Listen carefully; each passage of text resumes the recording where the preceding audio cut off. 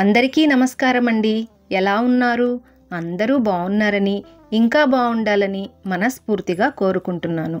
వెంకటేశ్వర స్వామివారిని శనివారం రోజున ఏ విధంగా పూజించినట్లయితే విశేషమైన ఫలితాలు లభిస్తాయి, ఇంకా మరికొన్ని మంచి విషయాలను ఈ వీడియోలో నేను మీతో షేర్ చేసుకుంటాను. వేకువజామునే నిద్రలేచి స్నానాది కార్యక్రమాల అనంతరం స్వామి అమ్మవార్ల చిత్రపటాలను చక్కగా శుభ్రపరిచి పసుపు, కుంకుమ, గంధములతో అలంకరించి స్వామి అమ్మవార్లను తులసిమాలతోనూ సువాసనాభరితమైన పువ్వుల మాలతోనూ అందంగా అలంకరించాలి.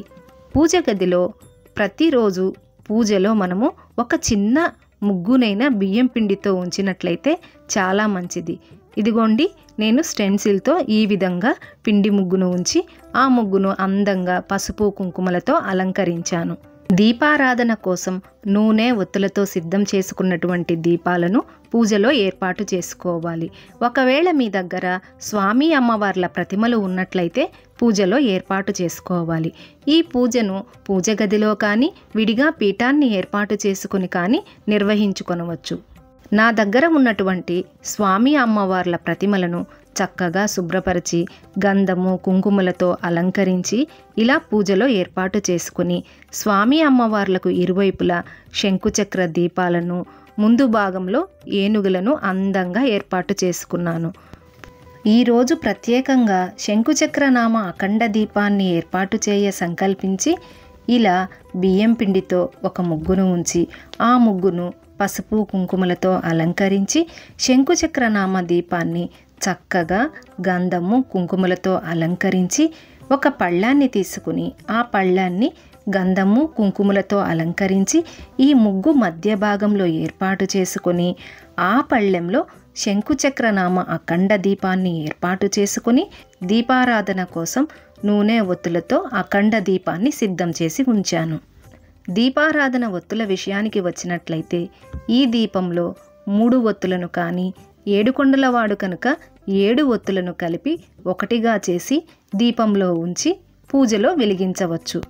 ఇలా పూజలో ఏర్పాటు చేసుకున్న దీపాలన్నింటినీ ఏకహారతితో వెలిగించి వెలుగుతున్నటువంటి దీపాలను సాక్షాత్ దైవ స్వరూపంలా భావించి కుంకుమ, అక్షతలు, పువ్వులను సమర్పించి నమస్కరించుకోవాలి.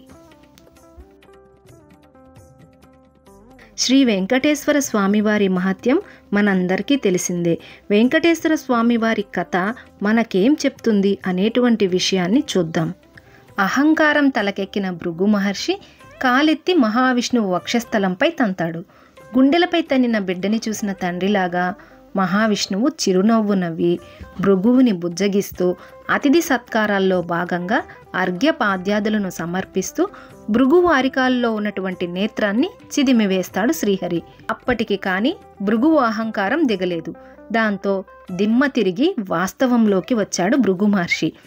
అప్పటికే వక్షస్థలంలో ఉన్నటువంటి శ్రీ మహాలక్ష్మి అమ్మవారు శ్రీహరి ఎదుట కన్నీటితో నిల్చున్నారు. పశ్చాత్తాపపడి శ్రీహరి పాదాలపై పడ్డ భృగు మహర్షిని స్వామివారు శిక్షించకుండా ఆదరించి పంపుతాడు. అది చూసిన అమ్మవారికి అవమానం పదింతలైంది. బుజ్జగించబోయినటువంటి స్వామివారిని వారించి బాధతో కన్నీటితో స్వామివారిని విడిచి వెళ్ళిపోతారు అమ్మవారు. సిరి తనతో ఉన్నప్పుడు సర్వ సంపదలతో వైభవమూర్తిలా వెలసిల్లిన స్వామివారు సిరిదేవి విడిచి వెళ్లడంతో దరిద్ర నారాయణుడై అడవుల బట్టి పోతాడు.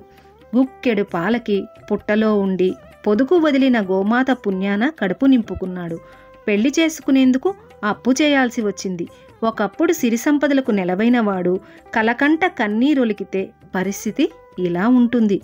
అందుకే కట్టుకున్న ఇల్లాలి కంట కన్నీరు చిందితే ఆ ఇంటి సంపదలు నిలబడవు అంటారు. మన హిందూ మతంలో స్త్రీకి అంటే జీవన సహచరికి ఇచ్చిన ప్రాముఖ్యత ఇది. ఇదండి మన స్వామివారి మహత్యం కథ నుండి తెలుసుకోవలసినటువంటి విషయం. ఇలా ప్రతిసారి స్వామివారి పూజ చేసుకున్నట్లుగానే ముందుగా వినాయక స్వామివారిని పూజించి తరువాత వెంకటేశ్వర స్వామివారికి అర్ఘ్యపాద్యాదులను సమర్పించి పూజకు ఆహ్వానించి స్వామివారికి అష్టోత్తర శతనామావళి పూజను పువ్వులతో కానీ తులసి దళాలతో కానీ నిర్వహించాలి. తరువాత లక్ష్మీ అమ్మవారిని మంగళకరమైన వస్తువులతో అష్టోత్తర శతనామాలతో పూజించాలి. ఇలా శనివారం రోజున వేకువజామున స్నానం చేసి తులసి అమ్మవారి ముందు ఆవునేతితో గాని నువ్వుల నూనెతో కానీ దీపాన్ని వెలిగించినట్లయితే అష్టైశ్వర్యాలు సిద్ధిస్తాయట.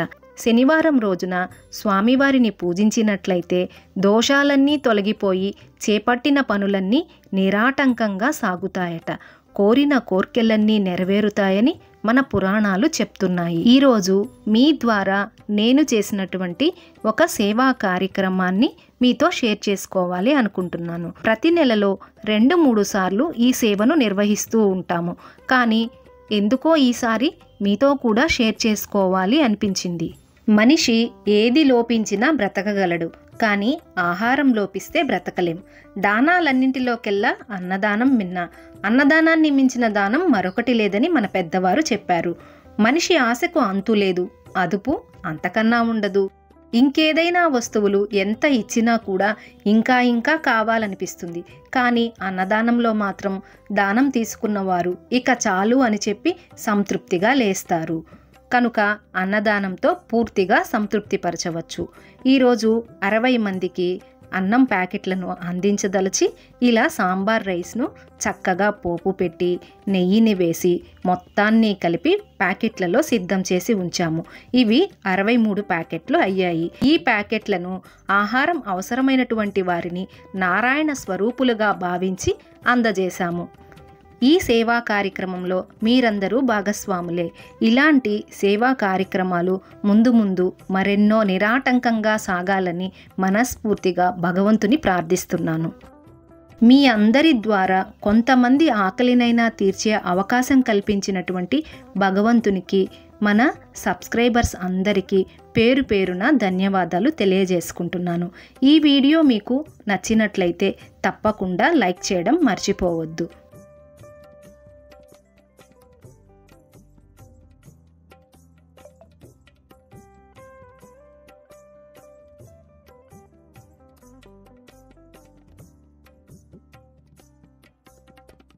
స్వామి అమ్మవార్ల అనుగ్రహ ఆశీస్సులు మనందరి మీద ఎల్లవేళలా ఉండి ప్రతి ఒక్కరూ ఆయురారోగ్య అష్టైశ్వర్యవంతులుగా తొలతూగాలని మనస్ఫూర్తిగా భగవంతుని ప్రార్థిస్తూ మరొక మంచి వీడియోతో మళ్ళీ కలుద్దాం.